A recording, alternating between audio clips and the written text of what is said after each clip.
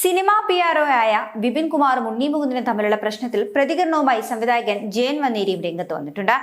4 വർഷങ്ങൾക്ക് മുൻപ് ഉണ്ണി മുകുന്ദനെ നായകനാക്കി തന്റെ തിരക്കഥയിൽ വലിയൊരു സിനിമ പദ്ധതിയിട്ടിരുന്നുവെന്നും എന്നാൽ ഈ വിപിൻ കുമാർ കാരണം ആ പ്രോജക്റ്റ് നടക്കാതെ പോയെന്നുമാണ് ജയൻ വന്നേരി പറയുന്നത്. ഉണ്ണി മുകുന്ദനോട് കഥ പറയാൻ വിപിന്റെ പുറകെ നടന്ന പലരും ആഗ്രഹിച്ചൊരു കാര്യം തന്നെയാണ് ഉണ്ണി ഇപ്പോൾ ചെയ്തിരിക്കുന്നതെന്നും വിപിനൊരു തല്ലിന്റെ കുറവുണ്ടായിരുന്നുവെന്നുമാണ് ജയൻ പറയുന്നത്. ഇവനൊരു അടിയുടെ കുറവുണ്ടായിരുന്നു, അത് ഉണ്ണിയുടെ കയ്യിൽ നിന്ന് തന്നെ കിട്ടിയതിൽ സന്തോഷം. 2021 തന്റെ സ്ക്രിപ്റ്റിൽ ഉണ്ണിയെ നായകനാക്കി ഒരു ബിഗ് ബഡ്ജറ്റ് പടം ചെയ്യുവാൻ ഒരു സംവിധായകൻ വന്നു. പ്രൊഡ്യൂസർ കന്നഡ സിനിമകളൊക്കെ ചെയ്ത ഒരാളായിരുന്നു.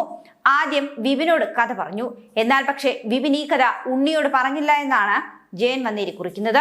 ഉണ്ണിയെ വെച്ച് ചെയ്യുന്ന പ്രോജക്ട് റിസ്ക് ആണെന്നും ഷൂട്ട് പോലും കംപ്ലീറ്റ് ആകില്ല എന്നും പറഞ്ഞ് പിന്നീട് ആരോ കൊച്ചിയിൽ നിന്നും വിളിച്ച് ആ ഒരു സിനിമ മുടക്കുന്നു. വലിയൊരു പ്രൊജക്റ്റ് ആയിരുന്നു അത്. ഒത്തിരി പേരുടെ പ്രയത്നം, പ്രതീക്ഷ, സ്വപ്നങ്ങൾ എല്ലാം അതോടെ അങ്ങ് ഇല്ലാതായി.